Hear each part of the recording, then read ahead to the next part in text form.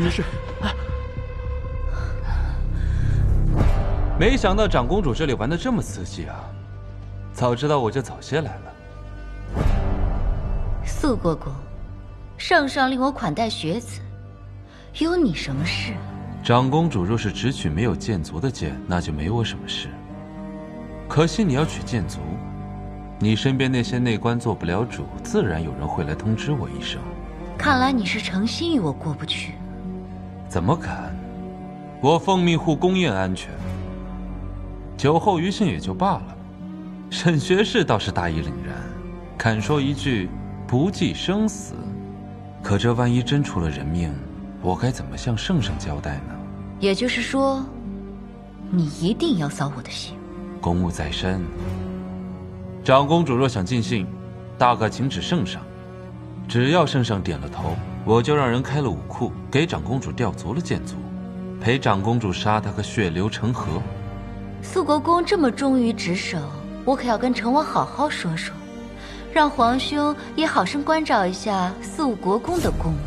愿为成王分忧。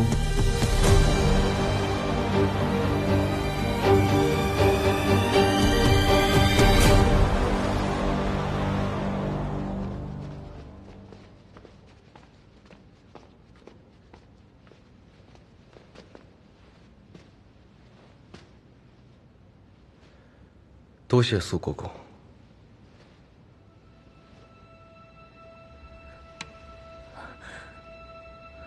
你以为你出师了？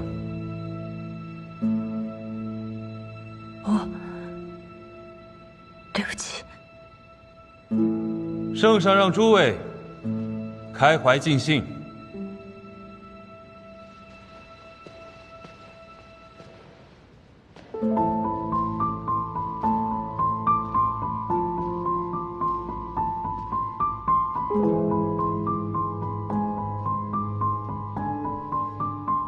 抱歉了，沈学士。无碍。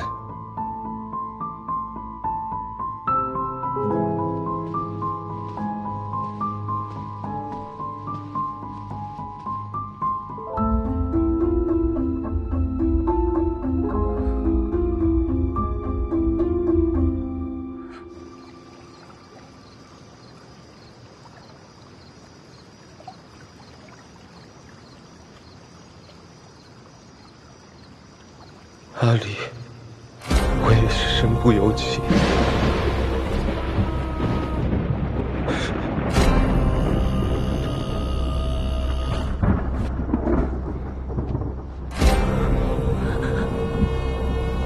杀了他。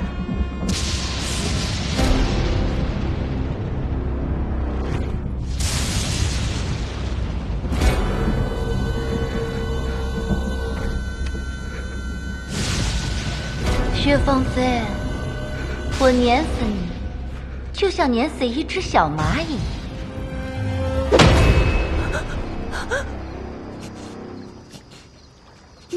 江离，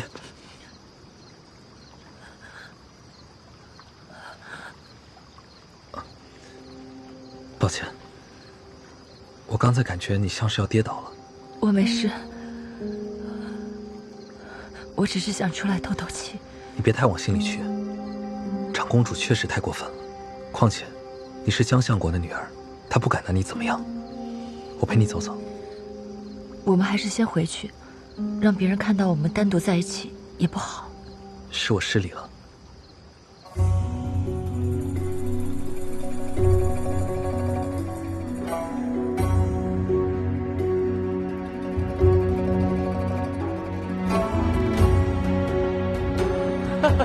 叶兄，刚才去哪儿了？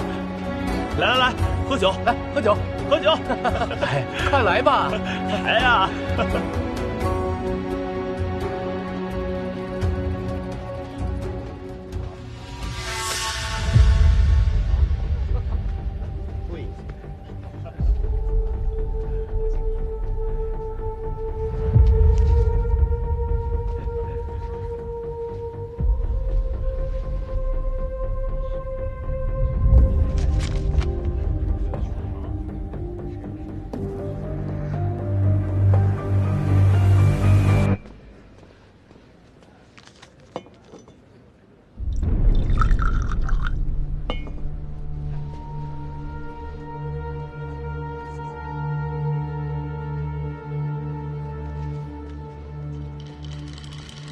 姐姐，你刚才在长公主面前勇气了得，妹妹想给你敬杯酒。四妹，我不胜酒力，现已足量，不能再喝了。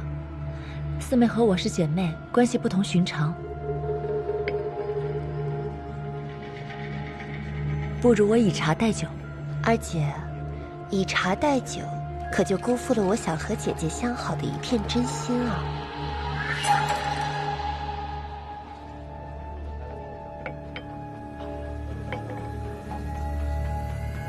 既然如此，那我就恭敬不如从命了。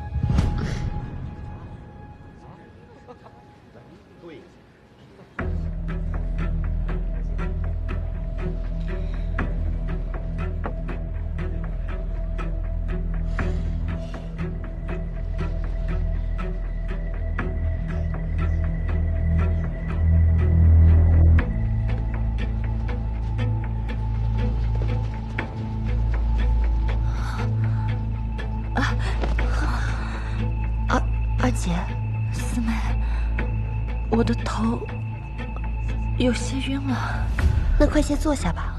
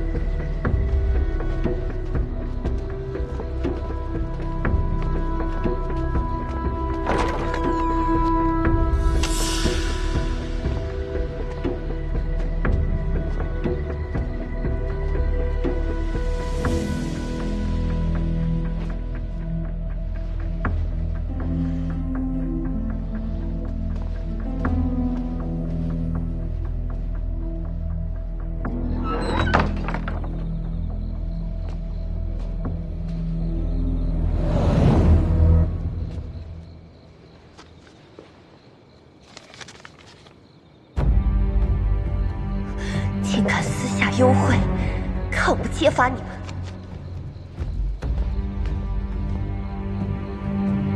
一张纸条又能说明什么？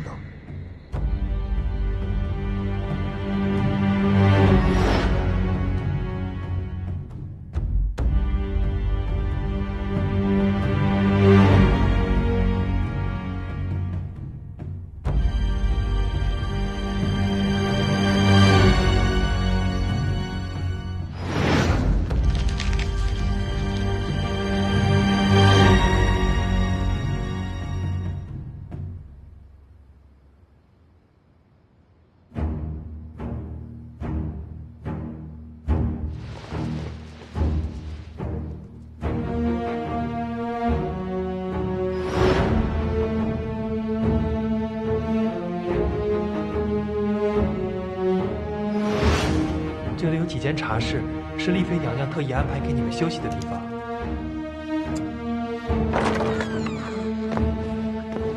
叶员外，你先在这里休息片刻，奴才去添点茶点来。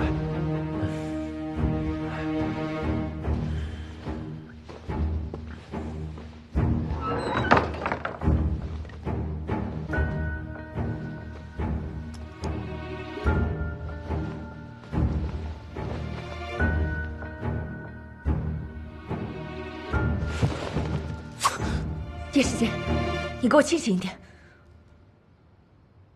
你没喝醉？我叶家是生意场上的人，胡伦酒自然没少喝。今日那些来敬酒恭贺的人，有人是来敬酒，有人分明是想浑水摸鱼。我酒量并不差，加上今天喝的不多，只是装醉想看看对方什么意图，然后就被带到了这里。那你方才……我只是看你昏睡着，想把你叫醒而已。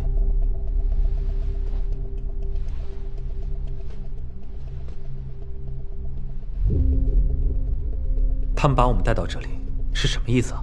我该说你聪明呢，还是说你傻？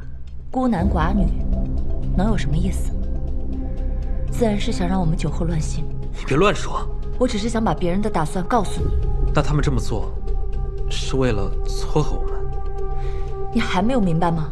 对你下药，为了让我们通奸，进而毁了我的名声，也彻底毁了叶家的仕途。毕竟你刚被圣上任命为户部员外郎。那他这是要一箭双雕？是，你没有上当，我也没有上当。倘若我今夜真的醉了，你当如何？无事，真到那个时候，我就刺伤你，然后离开。别人只会认为是皇宫里进了刺客。你当真下得去手？我这么说，也许有些自私，但你没有经历过，你不会懂。失贞之后，千夫所指。任何人，哪怕是卑鄙龌龊之人，都能肆意的羞辱你、唾骂你。纵使你有千般委屈，也无处诉说。你是我表哥，伤你我自有愧，可我此生绝不入那地狱。你去哪儿？外面的人都已经走了，不走，等着被诛奸吗？可是你现在出现在他们面前，他们立刻就会知道计划失误。我会找地方藏好，你也快去找个地方。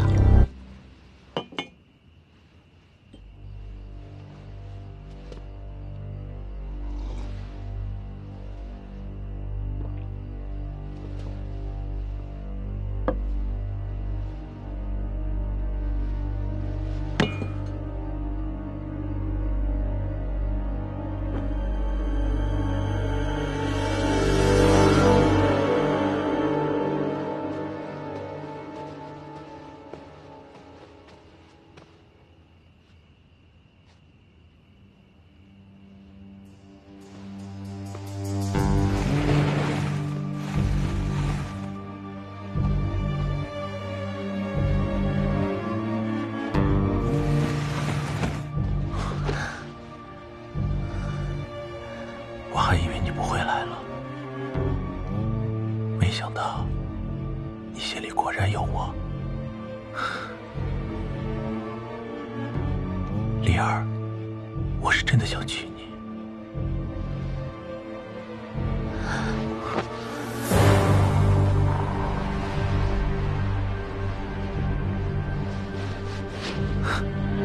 你果然是朵带刺的玫瑰。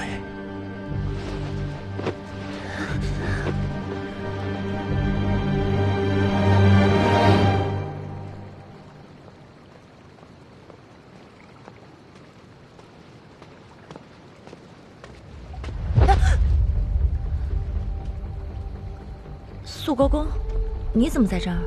我不在这里，难不成跟着你去看你们孤男寡女酒后乱性？你又监视我？我奉旨护卫宫城，你们脚底下踩在哪块砖上，我都知道。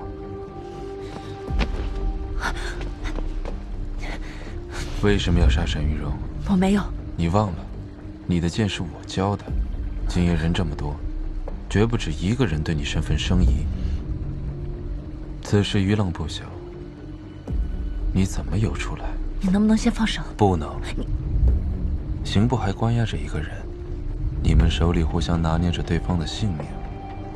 你有没有想过，倘若此时有另一人的手伸出，你都知道什么？你以为只有你能玩弄我吗？你到底知道什么？我什么都不知道。我奉旨办案走司法道这么多年，刑房进得多，刑罚也见得多，没有任何一个人能挨得过大刑加身。阿里，你今夜太冲动，竟敢当众说出仰慕他沈玉荣，剑无回头路，托公的时候你难道就不害怕吗？你不就是回头路吗？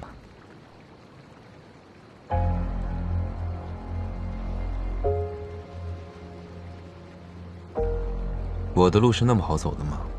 我需要付出什么代价？没想好，不过这是你欠我的第3个人情，我要的多，等你给得起的时候再说。肃国公，宫里的人都踩在哪一块砖上？你真的都知道吗？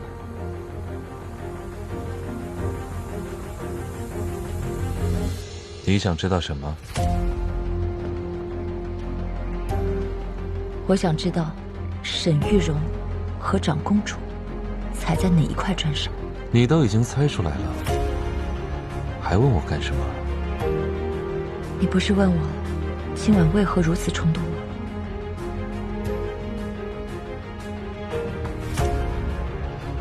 我不是你，没有那么多眼线，我只能拼上自己的一条命，去搏一个真相。对你来说，真相就那么重要？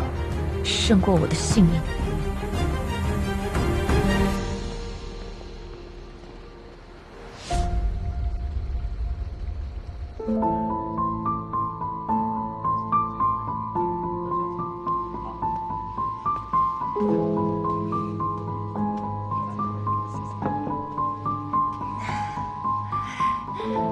姐妹们，我们已经吃席很久了，不如出去走走，赏赏月。好呀，好呀，好呀，好呀，好呀！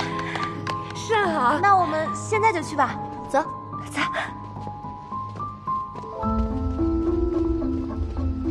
我有些口渴，我们一起饮杯茶吧。好啊，我刚好有点口渴，我也一起去。走。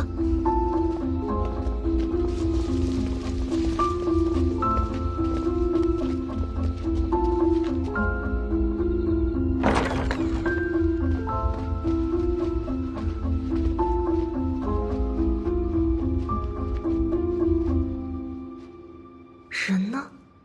对，他们喝了药，应该走不远，一定去了别的地方。我们过去坐吧。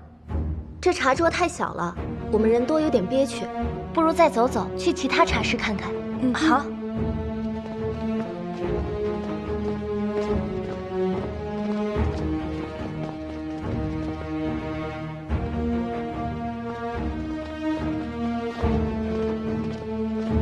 哎，你看啊，这边的花也开了，真好看。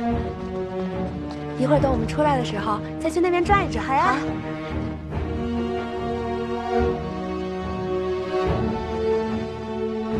我们进去看看。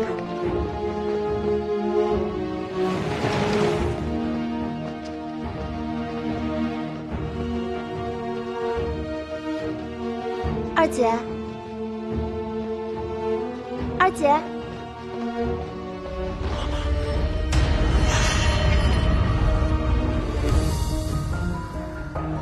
天哪，这不是江若瑶的未婚夫吗？放着嫡女不要，跟那江家的庶女在一起。怎么会是你？若瑶，方才我喝多了。三姐，我也喝多了。你给我起开！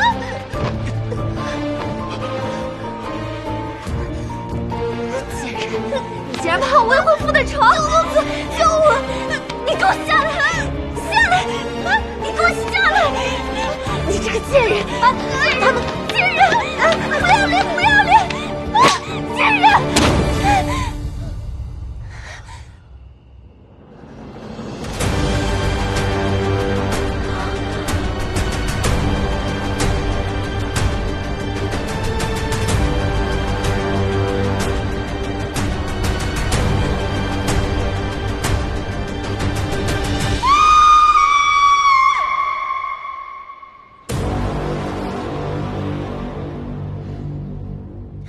疼！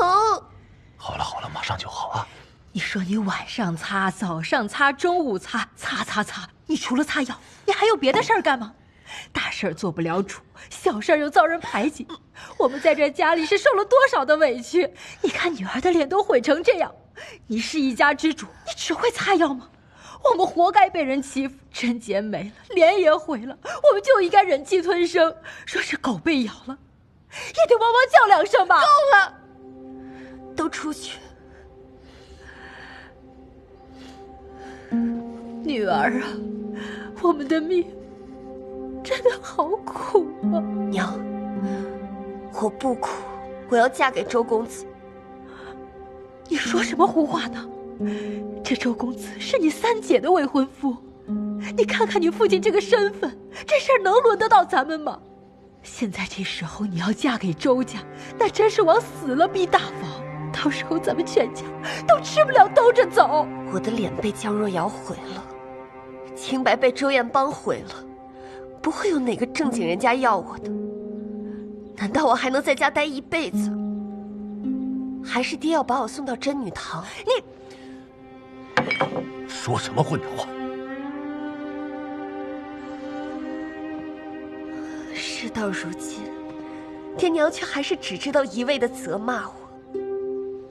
你们眼看着江若瑶是大房的女儿，叫我处处矮她一头，任她羞辱作践。我猫只要活到现在，眼看那江离都相过3品之家。你们为我筹谋过哪一出？如今看我先了他江若瑶一步，压了他一头，大房还没闹僵过来，父亲先来践踏我，我为什么不可以嫁给周公子？女儿啊，你这是自甘堕落，你不但断送了你自己，还毁了我一门的脸面，你怎么能怨父母没给你筹谋呢？不然能怎样？我只是个庶子的女儿，我也想我爹是当朝中书令。你。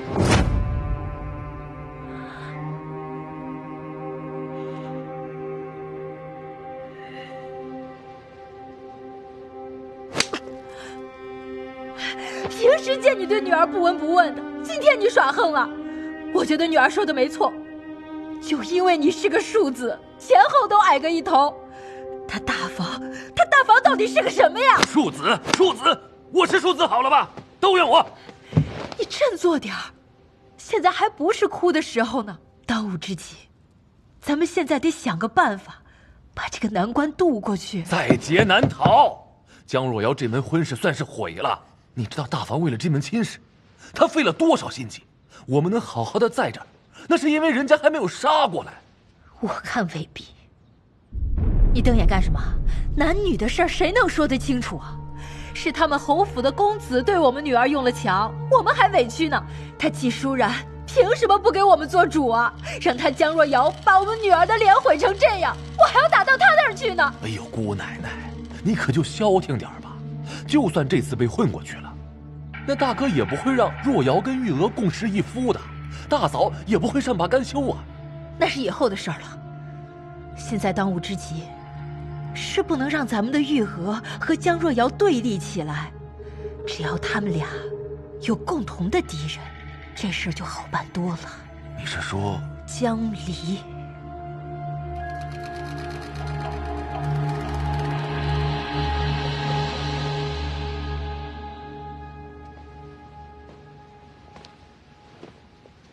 孙妈妈，哎，去安排人把这里都清理了，然后给他换套新的。是。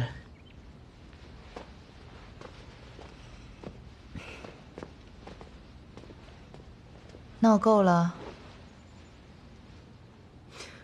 我当他是条忠心的狗，再怎么着也不会抢人饭食，这才处处带着他。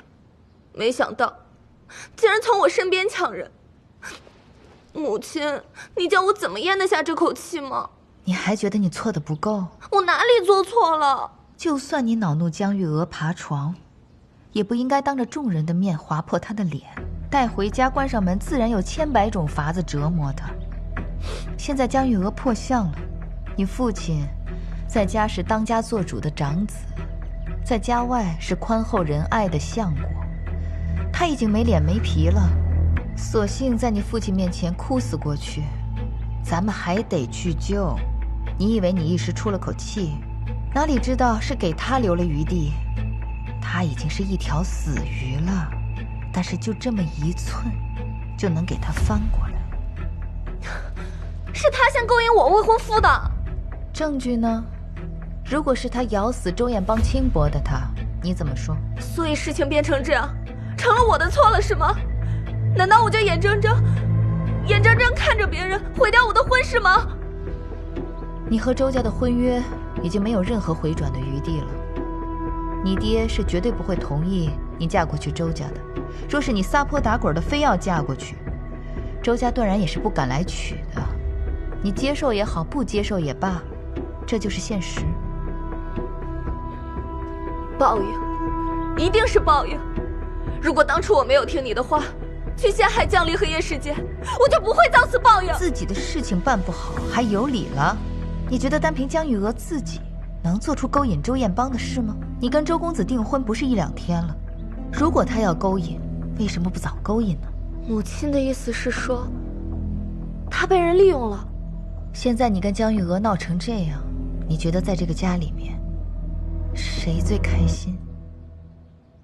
江离，婚约没了就没了，娘亲自会再给你找更好的，但是这笔账，必须要跟真正害你的人狠狠算清楚。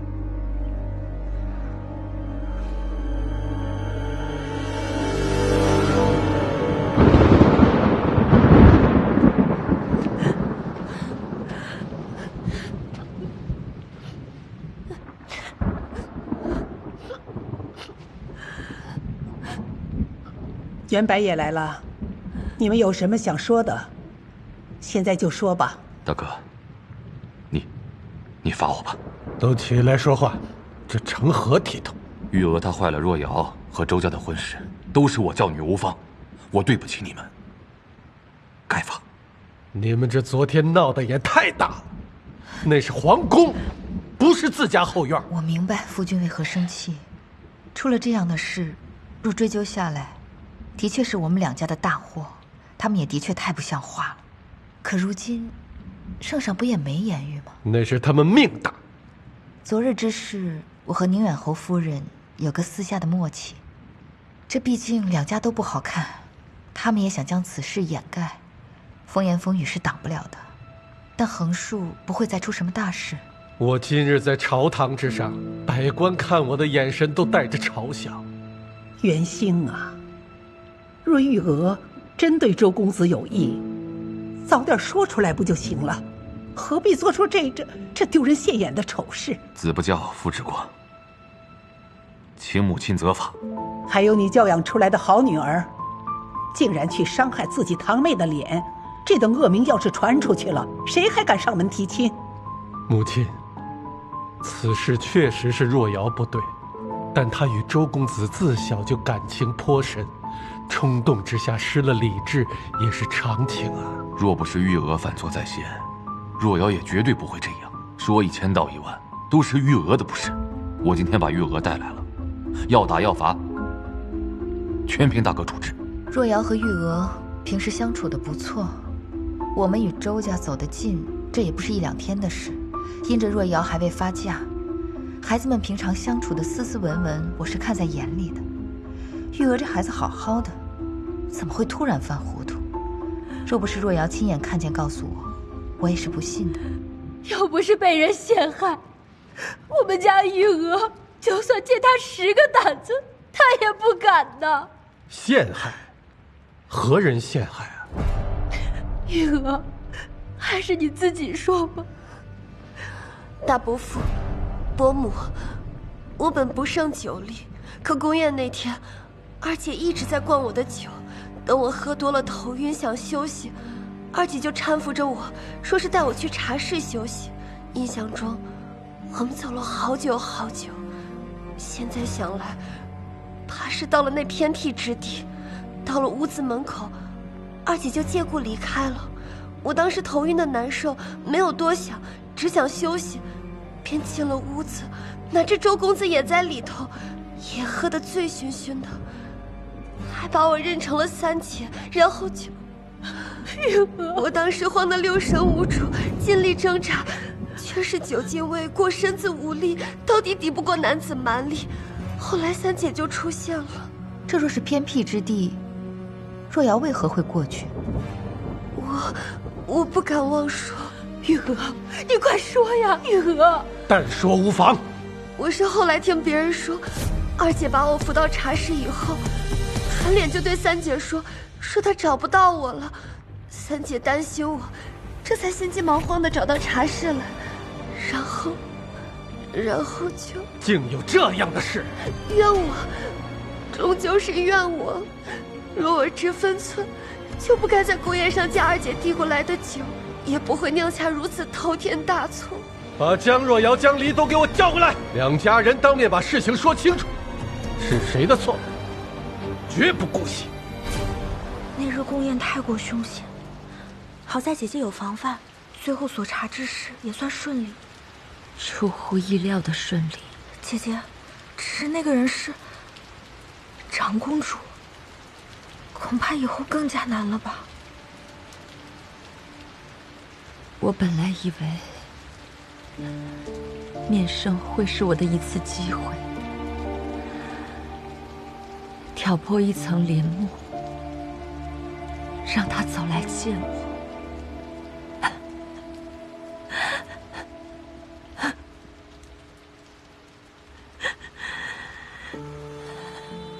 可我未曾想过，竟是殿下才一声令下，忽然敢不从。姐姐，你不会同情的沈玉荣了吧？杀妻本就是一件罪不容诛的事情。同情？他不配。姐姐，那我们日后打算怎么做呀？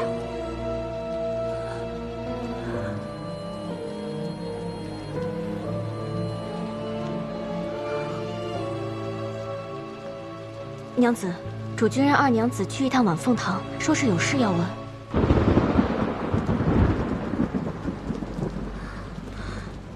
姐姐，这个时候来传话，可不是什么好事儿。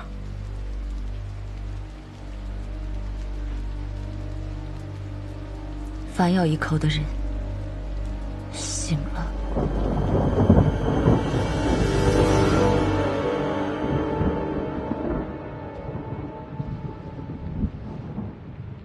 离儿，昨日在宫里到底发生了什么？回父亲，昨日离儿喝多了，不知父亲想问何事？你少装蒜，江玉娥和周彦邦的事情，你说清楚。三妹想问此事。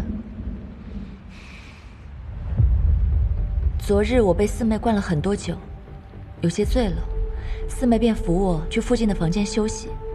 周公子和四妹的事，我也是今日醒后才听说的。你胡说！你怎么可能不知道？若不是你暗中搞鬼，四妹怎么可能刚好进入周彦邦那屋？怕是你暗中谋划，故意把四妹引到那儿的。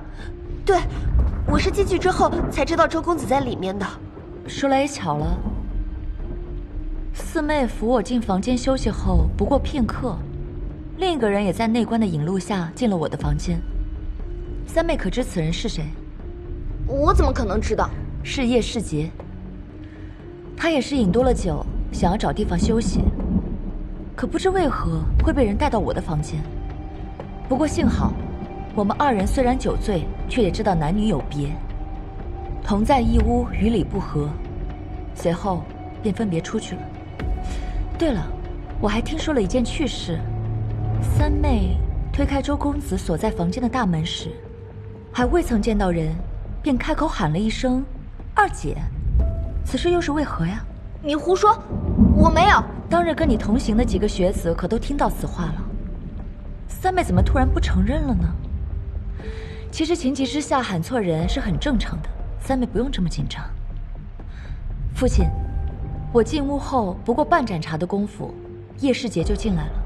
随后我们各自分别回席，叶世杰可以证明我没有时间把四妹送到周公子的房间。叶世杰是你表兄，自然是向着你说话，说不定是你们串通一气。我倒是把你忘了，你说是我把你送到了周公子的房间，可他欲对你行不轨的时候，你为何不喊救啊？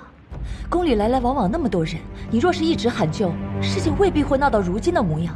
那是因为如果我出了声，被人撞破，怕是会影响三姐和周公子的名声。三妹，感动吗？四妹可是宁可毁了自己的清誉，也要护你和周公子的名声呢。你们两个可真是姐妹情深啊！梨儿，你就别再刺激你妹妹了。出了这种事情，她心里比谁都难受。我也替妹妹难受，可未曾想到这一切的脏水泼到了梨儿身上。女儿为自己辩驳几句，都不行吗？你不要再狡辩了，明明就是你泼我们脏水，说不定叶世杰在碎尸时就和你暗通款曲，所以你才把他当挡箭牌。你可以不信叶世杰，总不能不信肃国公吧？有他什么事？回父亲，因为是四妹将我送到了房间。梨儿离开时并不知道回去的路，恰巧碰到了肃国公，是肃国公将女儿送回了前殿。父亲想好好为三妹讨个公道，我是知道的，但把我推了出去是小，若旁人知道我们江家姐妹不和，无凭无据便可重伤彼此，也不知会生出何等险恶居心，还望父亲三思。江离，你少装蒜！若瑶，国父明察呀，不能就这么算了。我的命好苦啊！伯父，我这辈子该怎么办？我女儿以后该怎么办？够了！此等家丑，你们有何脸面争吵？传扬出去，让人知道一族姐妹互泼脏水，岂不是天大的笑话？木已成舟，是非对错有这么重要吗？你们就不想想，四丫头现在被毁了容，这今后怎么办？三丫头她未婚夫做出这种事，这以后怎么办？母亲责备的是，孩儿处置不当，我这就和三弟三妹商量如何解决此事。你们出去商量，不要在这里吵我。是。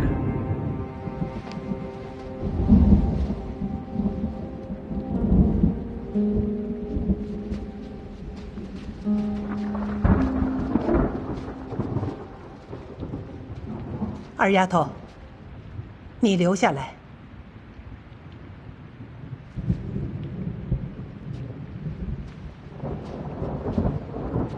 玉娥和周公子之间到底是怎么回事？祖母最疼爱梨儿，梨儿不会瞒祖母。昨晚，周彦邦给了我一张小纸条，我不予理会，又恐旁人知晓，梨儿便收在了身上。想着宫宴结束了再做处理，直到我听说四妹和周公子的事，才发现梨儿身上的纸条不知何时消失了。还真是不知轻重的丫头。起来，你可知错？梨儿应该藏好纸条。此事与你无关，我说的是你的错处。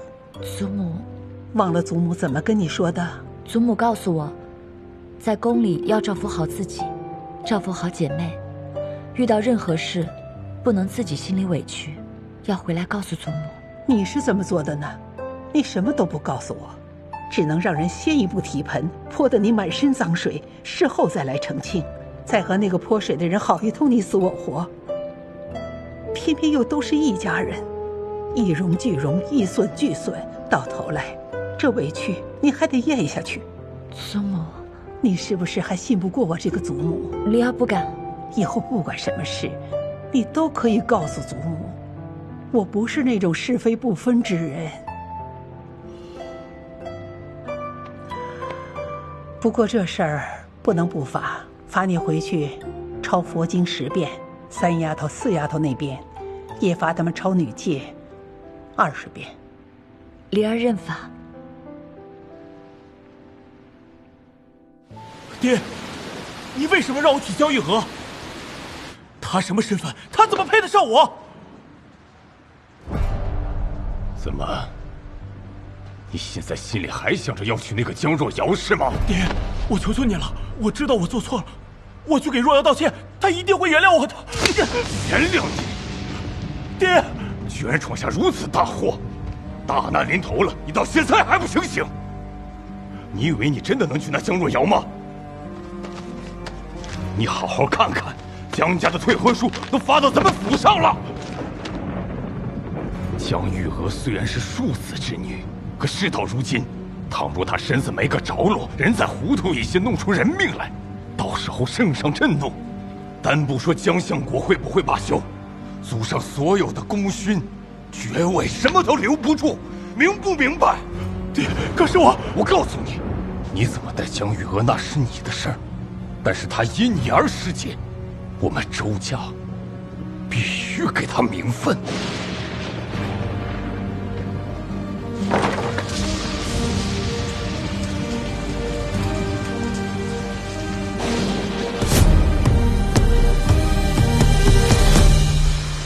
路都给你们铺好了，结果你们偏偏走到岔路上，让别人钻了空子。妹妹教训的是，日后我必定会好好管束若瑶。这江离只要还在江家，以后还是会有办法对付的。若不是我在圣上面前打了圆场，怕是此事没那么容易了结。妹妹辛苦了。最近有动静了吗？我听太医说，再晚几年就不好了。可是父亲让你来问我的。没有，是我自己糊涂的想法罢了。倒也不是什么糊涂的想法，这也不是什么着急的事儿。我现在上了年纪，不比年轻的时候了。听说天象寺的菩萨慈悲，我准备去清修一段日子，调理调理身子，也修修子嗣的福气。若是妹妹要去修佛，我倒有一事相求，就看你怎么想了。说来听听。